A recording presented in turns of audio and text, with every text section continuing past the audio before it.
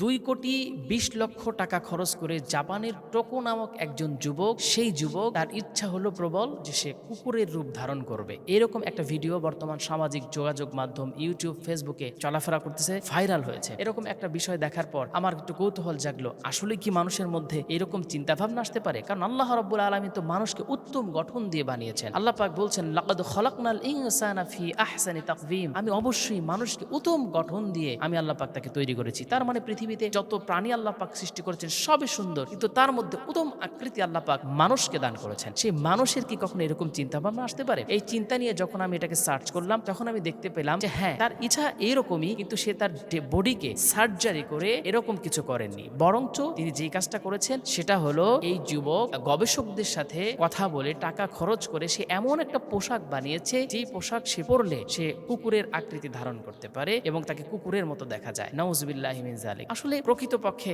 মানুষ তো মানুষের আশরাফুল মাখলুকাত, শ্রেষ্ঠ জীব, সে তার আকৃতি নিয়েই খুশি থাকবে। কিন্তু তারপরেও আজকে বিশ্বে দেখা যায় অনেক মানুষ তার না কেটে ফেলে, কান কেটে ফেলে এবং অনেক ভয়ঙ্কর এলিয়েনদের আকৃতি তার মুখের মধ্যে করে ফেলে। ট্যাটু আঁকাতে আঁকাতে এত ভয়ঙ্কর চেহারা করে ফেলে, যেটা দেখলেই ভয় চলে আসে, ঘৃণা চলে আসে। আল্লাহ পাক মানুষকে উত্তম বুঝ দান করেন। এবং এই ব্যক্তি, টোকো নামক জাপানের এই ব্যক্তি, যে এই ধরনের পোশাক পরে তার কুকুরের মতো স্বভাব, কুকুরের মতো ইচ্ছা হওয়া, কুকুরের মতো হওয়ার তার ইচ্ছা, এই ইচ্ছা মানে সেটা কতটাই নিম্নমানের, সেই চিন্তাটাই আমি মাঝে মাঝে করি। তবে হ্যাঁ, সে সার্জারি করে সে তার বডিকে কুকুরের আকৃতি করেনি, এটা আসলে ভুল কথা, এটা ভুল তথ্য ছড়ানো হচ্ছে, ভুল তথ্য ছড়ানো হয়েছে। তবে এদের থেকে আসলে কিছুই আশা করতে পারি না, কারণ ইহুদি, খ্রিস্টান, বেঈমান, এদের মন যখন যেটা চায় তখন সেটা করে। ইসলাম বিদ্বেষ, কোরআন বিদ্বেষ এবং যেটা সমাজের বাইরে মানুষের সাথে যায় না, সেই কাজগুলোই তারা করতে পছন্দ করে। আল্লাহ পাক অন্তত মুসলমানদেরকে এই ধরনের চিন্তা ভাবনা থেকে আল্লাহ পাক হেফাজত করেন। আমি